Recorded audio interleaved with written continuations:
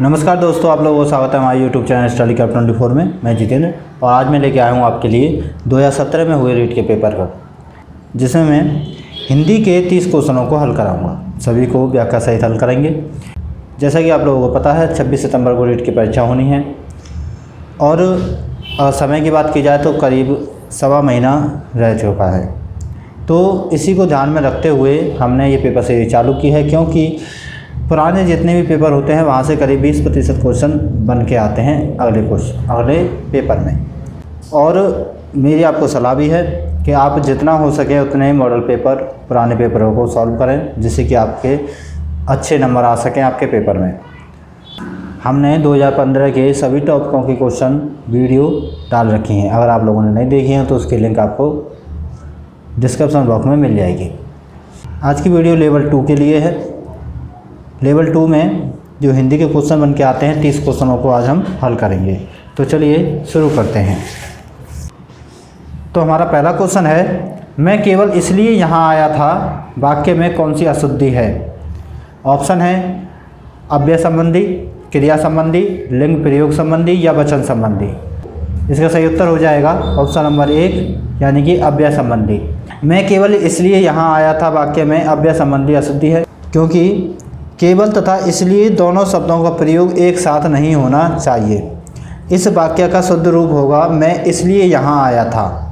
मैं इसलिए यहाँ आया था। यहाँ पर जो केवल दिया गया है ये गलत दिया गया है। ठीक, आपको याद रखना है। अगले क्वेश्चन पढ़ते हैं। अगला क्वेश्चन है, जीवन और साहित्य का घोर संबंध है। वाक्य का शुद्ध रूप कौन सा है? ऑप्शन है जीवन और साहित्य में निकट संबंध है, जीवन और साहित्य में घनिष्ठ संबंध है, जीवन और साहित्य का पास का संबंध है, या जीवन और साहित्य में परस्पर संबंध है। तो इसका सही उत्तर हो जाएगा ऑप्शन नंबर 2, जीवन और साहित्य का घनिष्ठ संबंध है। इसमें विशेषण संबंधी अशुद्धि है। इसका शुद्ध रूप होगा जीवन और साहित्य का घनिष्ठ संबंध है। अगला क्वेश्चन है, वस्तु की पूर्ति की तुलना में मांग अधिक आशय की लोकोक्ति कौन सी है? तो इसकी लोकोक्ति है, ऑप्शन है ऊँट के मुंह में जीरा, ऊंची दुकान फीके पकवान, एक अनार 100 बीमार व आधा तीतर आधा बटेर। तो इसका सही उत्तर हो जाएगा एक अनार 100 बीमार। एक अनार 100 बीमार, यह एक अनार 100 बीमार की लोकोक्ति का आशय है। ठीक। अगला क्वेश्चन है, घास काटना मुहावरे का सही अर्थ बताइए। घास काटना मुहावरे का सही अर्थ बताइए। ऑप्शन है कुछ भी असर ना होना, घटनापूर्वक कार्य करना, गैर जिम्मेदार होना, या गुणवत्ता का ध्यान रखे बिना जैसे तैसे काम को निपटाना।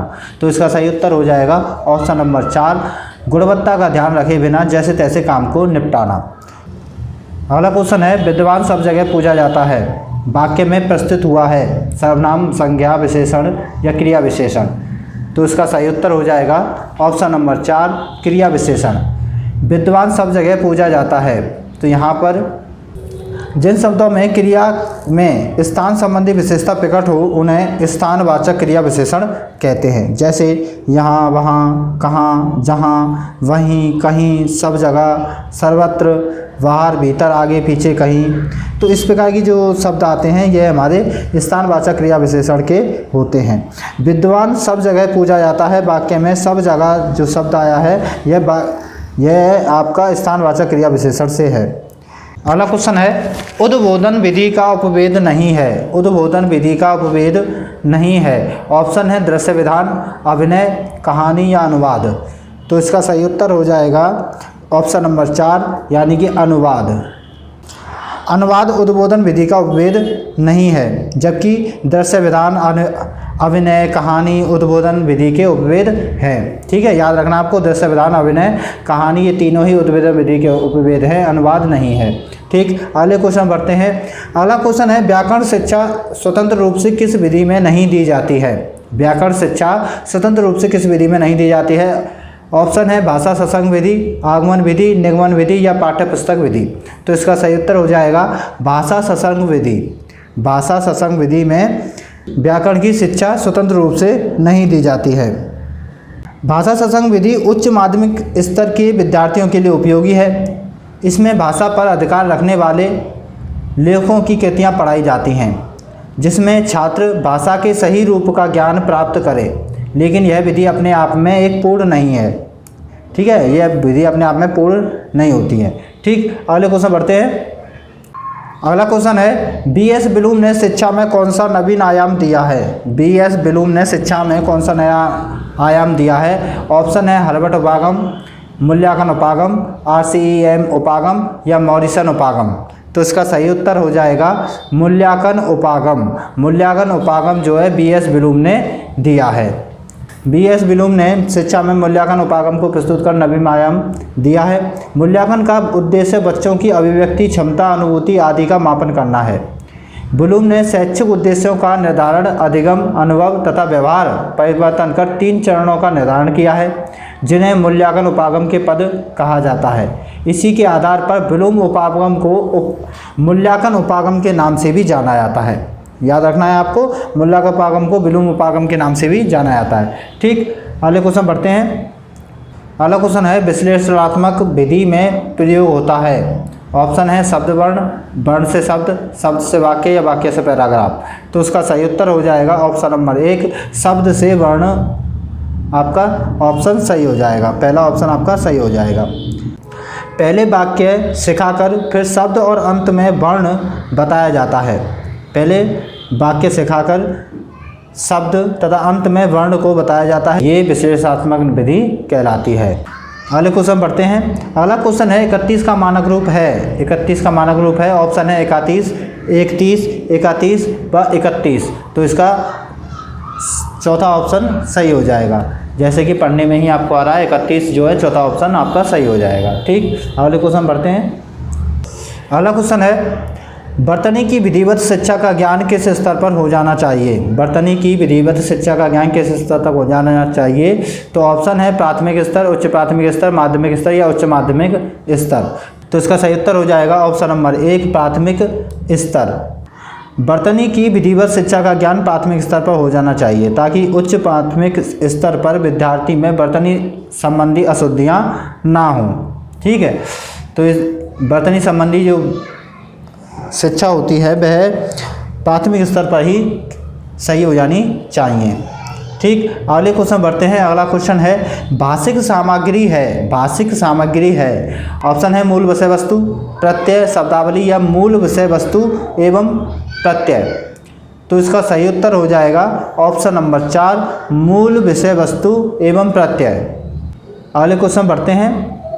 अगला क्वेश्चन है, बुलेटिन बोर्ड है। बुलेटिन बोर्ड है, ऑप्शन है श्रव्य सामग्री, दृश्य सामग्री, दृश्य श्रव्य सामग्री या कोमल सामग्री।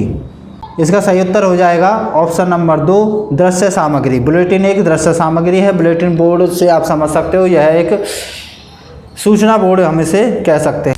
अगला क्वेश्चन है, अधिक विश्वसनीय परीक्षण है। अधिक विश्वसनीय परीक्षण है, ऑप्शन है शिक्षक निर्मित परीक्षण, मौखिक परीक्षण, आत्मनिष्ठ परीक्षण या प्रमापीकृत परीक्षण।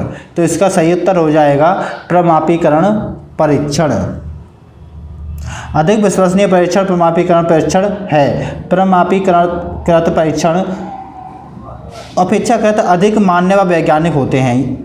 ये ऐसे साधन हैं जिन्हें परीक्षण द्वारा मनोवैज्ञानिक, शिक्षा शास्त्रियों, अनुसंधान संस्थाओं के द्वारा अनुवंशकों की सहायता से बड़े समूह पर प्रशासित किया जाता है और इनकी वैधता, विश्वसनीयता तथा मानकों को ज्ञात कर लिया जाता है। इनकी प्रशासन प्रक्रिया भी सुनिश्चित होती है। ठीक, अगले क्वेश्चन बढ़ते हैं। अगला क्वेश्चन है, CCE में व्यापकता का आशय निम्नलिखित में से नहीं है। ऑप्शन है विषयों की व्यापकता, उपकरणों की व्यापकता, दायरे की व्यापकता या प्रश्नों की व्यापकता। तो इसका सही उत्तर हो जाएगा प्रश्नों की व्यापकता। CCE यानी कि सतत एवं व्यापक मूल्यांकन बच्चों के विकास के समस्त क्षेत्रों का सतत व नियमित आकलन है, जिसमें विभिन्न विधियाँ एवं उपकरणों के माध्यम से बच्चों का आकलन किया जाता है। CCE में व्यापकता का आशय प्रश्नों की व्यापकता से नहीं है। ठीक है, याद रखना आपको, प्रश्नों की व्यापकता से नहीं है। बाकी इसमें विषयों की व्यापकता, उपकरणों की व्यापकता व दायरे की व्यापकता आ जाएगी। अगले क्वेश्चन बढ़ते हैं।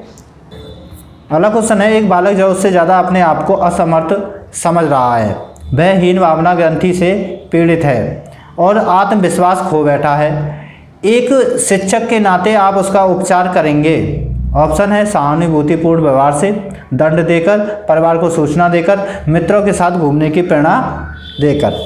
तो इसका सही उत्तर हो जाएगा ऑप्शन नंबर 1, सहानुभूतिपूर्ण व्यवहार रखकर। ठीक, अगले क्वेश्चन बढ़ते हैं। अगला क्वेश्चन है वस्तुनिष्ठ प्रश्न का प्रकार है। वस्तुनिष्ठ प्रश्न का प्रकार है, ऑप्शन है आलोचनात्मक प्रश्न, विश्लेषणात्मक प्रश्न, मिलान प्रश्न या व्याख्यात्मक प्रश्न। इसका सही उत्तर हो जाएगा ऑप्शन नंबर 3, मिलान प्रश्न। वस्तुनिष्ठ प्रश्न का प्रकार मिलान प्रश्न होते हैं।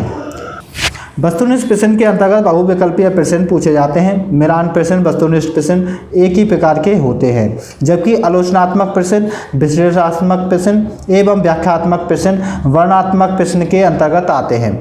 अगला क्वेश्चन है मौन पठन का लाभ है। मौन पठन का लाभ है, ऑप्शन है उच्चारण अभ्यास हेतु अवसर मिलता है, स्वाध्याय की प्रवृत्ति विकसित होती है, पठन की शुद्धता का संवर्धन होता है या एकाग्रचित होकर ध्वनियों का शुद्ध उच्चारण करना।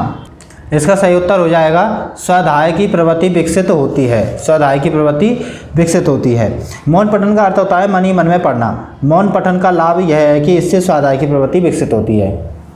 अगला क्वेश्चन है एक अच्छे मूल्यांकन की विशेषता नहीं है। एक अच्छे मूल्यांकन की विशेषता नहीं है, ऑप्शन है वैधता, वस्तुनिष्ठता, आत्मनिष्ठता या व्यापकता। तो इसका सही उत्तर हो जाएगा आत्मनिष्ठता। एक अच्छे मूल्यांकन की विशेषता आत्मनिष्ठता नहीं होती। एक अच्छे मूल्यांकन की विशेषता वस्तुनिष्ठता, विश्वसनीयता, वैधता, विवेककारिता, व्यापकता, व्यवहारिकता, स्पष्ट मानक आदि हैं। इस प्रकार स्पष्ट है कि आत्मनिष्ठता अच्छे मूल्यांकन की व्यवस्था नहीं है। अगला क्वेश्चन है रचना शिक्षा का उद्देश्य है। रचना शिक्षा का उद्देश्य है, ऑप्शन है साहित्य सृजन की प्रेरणा देता है, क्रमबद्धता बनाना, सुसंबद्धता बनाना या व्याकरण सम्मत कार्य करना। तो इसका सही उत्तर हो जाएगा ऑप्शन नंबर 1, साहित्य सृजन की प्रेरणा देना, ताकि नवीन साहित्य की रचना हो सके। ठीक, अगले क्वेश्चन बढ़ते हैं। आगे एक गद्यांश दे रखा है जिसे मैं समझता हूँ पढ़ने की ज़रूरत नहीं है, क्योंकि आगे जितने भी क्वेश्चन बनेंगे वह सभी हमारे व्याकरण संबंधी क्वेश्चन होते हैं, व्याकरण से संबंधित क्वेश्चन आते हैं। तो अगर हमें व्याकरण का अच्छा ज्ञान है तो हमें इसे पढ़ने की ज़रूरत नहीं पड़ेगी। ठीक, और व्याकरण का ज्ञान नहीं है तो इसे पढ़ भी लेंगे तो भी हमारा फ़ायदा नहीं होगा। तो आपको व्याकरण का ज्ञान संपूर्ण होना चाहिए। तो अगला क्वेश्चन है तिरस्कार शब्द में कौन सी संधि प्रयुक्त हुई है। तिरस्कार शब्द में कौन सी संधि प्रयुक्त हुई है, ऑप्शन है व्यंजन संधि, विसर्ग संधि, यड़ संधि या गुण संधि। तो यहाँ पर आपका सही उत्तर हो जाएगा विसर्ग संधि। यहाँ पर विसर्ग संधि हुई है। तिरस्कार का संधि विच्छेद होता है तिरविलस्कार, जिसमें एक विसर्ग आता है और विसर्ग का स्थान जो है सा शब्द ले लेता है। इस कारण से यहाँ पर विसर्ग संधि हुई है। अगला क्वेश्चन है हीन भावना शब्द में कौन सा समास है। हीन भावना शब्द में कौन सा समास है, ऑप्शन है कर्मधारय, अव्ययीभाव, द्वंद्व समास या बहुव्रीहि समास। तो आपका सही उत्तर हो जाएगा ऑप्शन नंबर 1, कर्मधारय समास। तो यहाँ पर हीन है जिसकी भावना या हीन है जो भावना यहाँ पर आता है। यहाँ पर विशेषण विशेष्य कर्मधारय समास है। कौन सा समास है ये, विशेषण कर्मधारय समास है। ठीक, अगले क्वेश्चन बढ़ते हैं। अगला क्वेश्चन है उत्कर्ष का सही विलोम बताइए। ऑप्शन है अपकर्ष, अपयश, उपकार, अपकार व अवनीति। तो उसका सही उत्तर हो जाएगा उत्कर्ष का अपकर्ष। इसका विलोम हो जाएगा अपकर्ष। और अगर अपसय की बात करें तो ये हो जाएगा यश का, अपकार की बात करें तो ये हो जाएगा उपकार का, और अवनीति की बात करें तो ये हो जाएगा उन्नति का। ठीक है, तो यहाँ पर उत्कर्ष अपकर्ष का विलोम शब्द है। अगले क्वेश्चन बढ़ते हैं। अगला क्वेश्चन है स्वावलंबी शब्द के लिए प्रयुक्त सही वाक्यांश है। स्वावलंबी शब्द के लिए प्रयुक्त सही वाक्यांश है, ऑप्शन है स्वयं की इच्छा से सेवा करने वाला, दूसरा है स्मरण करने योग्य, तीसरा है जो हर प्रकार से आत्मनिर्भर हो, और चौथा है बिना संकोच बोलने वाला। तो इसका सही उत्तर हो जाएगा ऑप्शन नंबर 3, यानी कि जो हर प्रकार से आत्मनिर्भर हो। स्वावलंबी का मतलब है जो हर प्रकार से आत्मनिर्भर हो। अगला क्वेश्चन है निम्न में से विदेशी शब्द बताइए। तो यहाँ पर ऑप्शन है राष्ट्रीय, निरंतर, व्यक्ति व दौरान। तो यहाँ पर आपका सही उत्तर हो जाएगा दौरान। दौरान एक विदेशी शब्द है, यह एक अरबी भाषा का शब्द है। और इसका अर्थ होता है चक्कर आना, दारा या जमाना। ठीक, आगे एक और गद्यांश दे रखा है जिसे हमें पढ़ने की ज़रूरत नहीं है, क्योंकि क्वेश्चन जो आएंगे वो व्याकरण संबंधी आएंगे। ठीक, अगला क्वेश्चन है, इनमें से कौन सा शब्द पुल्लिंग शब्दों से असंगत है? पुल्लिंग शब्दों से असंगत है। ऑप्शन है विनाश, स्थिति, वातावरण, परिणाम। तो यहाँ का सही उत्तर हो जाएगा स्थिति। स्थिति एक स्त्रीलिंग शब्द है, बाकी विनाश, वातावरण, परिणाम ये तीनों ही पुल्लिंग शब्द हैं। ठीक, अगले क्वेश्चन बढ़ते हैं। अगला क्वेश्चन है, इनमें से वह शब्द बताइए जिसका वचन अथवा लिंग किसी भी परिस्थिति में नहीं बदलता। ऑप्शन है आलसी, लिपि, दीवार, जल। तो इसका सही उत्तर हो जाएगा जल। जल एक ऐसा शब्द है जिसका किसी भी परिस्थिति में ना तो इसका वचन बदलता है और ना ही इसका लिंग परिवर्तित होता है। आलसी की बात करें तो आलसी, आलसियों हो जाएगा, लिपि का लिपियाँ हो जाएगा, दीवार का दीवारें हो जाएगा, जल का जल ही रहता है और यह किसी परिस्थिति में चेंज नहीं होता है। अगले क्वेश्चन बढ़ते हैं। अगला क्वेश्चन है, उपयोगितावाद शब्द का सही अर्थ बताइए। ऑप्शन है वह सिद्धांत जिसमें किसी वस्तु का उपयोगिता बताई जाए। दूसरा ऑप्शन है मौलिक उत्पत्ति का सिद्धांत। तीसरा है अधिक से अधिक लोगों का अधिक से अधिक हित साधन धर्म। और चौथा है उपयोग में लाने का भाव। तो इसका सही उत्तर हो जाएगा ऑप्शन नंबर 3, अधिक से अधिक लोगों के अधिक से अधिक हित साधन धर्म। अगला क्वेश्चन है, यदि हम अब भी नहीं संभले तो इसके विनाशकारी परिणाम शीघ्र सामने आएंगे। वाक्य में कौन से काल की प्रयुक्ति हुई है? ऑप्शन है आसन्न भूतकाल, संदिग्ध वर्तमान, अज्ञात वर्तमान या संभाव भविष्यत। तो इसका सही उत्तर हो जाएगा संभाव भविष्यत। क्रिया के जिस रूप से उसके भविष्य में होने की संभावना का पता चलता है उसे संभाव भविष्यत काल कहते हैं। जैसे यदि हम अब भी नहीं संभले तो इसके विनाशकारी परिणाम शीघ्र सामने आएंगे। यहाँ पर भविष्य में विनाशकारी परिणाम के सामने आने की बात हो रही है, तो यह हमारा क्या हो जाएगा? संभाव भविष्यत हो जाएगा। अगले क्वेश्चन बढ़ते हैं। हमारा अगला व अंतिम क्वेश्चन है, सभी चौराहों पर बहुत भीड़ रहती है। वाक्य में रेखांकित शब्द का अर्थ बताइए। यानी कि चौराहों की बात हो रही है, इसका हमें अर्थ बताना है। ऑप्शन है 4 मंजिलों का भवन, वह स्थान जहाँ पर 4 रास्ते मिलते हों, चारों तरफ देखने वाला, या एकाधिक ऐसे स्थान जहाँ पर 4 रास्ते मिलते हों। तो इसका सही उत्तर हो जाएगा ऑप्शन नंबर 4, जहाँ पर एक से अधिक ऐसे स्थान जहाँ पर 4 रास्ते मिलते हों। यहाँ पर चौराहे की बात नहीं हो रही है, यहाँ पर सभी चौराहों की बात हो रही है। तो इसके लिए यहाँ पर चौराहे एक से अधिक हो जाएंगे। तो यहाँ पर वही बात कह रहा है, एकाधिक स्थान जहाँ पर 4 रास्ते मिलते हों। हालांकि यहाँ पर दूसरा ऑप्शन भी मिलता है, लेकिन दूसरे ऑप्शन में सिर्फ एक चौराहे की बात हो रही है, यहाँ पर सभी चौराहों की बात हो रही है। यानी कि ये सभी चौराहे जो होंगे वो एक से अधिक होंगे। तो एक से अधिक स्थान है जहाँ पर 4 रास्ते मिलते हैं। ठीक, तो आज की वीडियो को यहीं पर समाप्त करते हैं। मिलते हैं अगली वीडियो में। अगर आपको हमारी वीडियो पसंद आती है तो लाइक करें, दोस्तों को शेयर करें, चैनल को सब्सक्राइब करें, उसके बगल में आने वाले बेल आइकन को प्रेस करें, जिससे कि हमारी जितनी भी वीडियो हैं उनकी नोटिफिकेशन आप तक पहुंच जाए। इसी के साथ धन्यवाद। जय हिंद।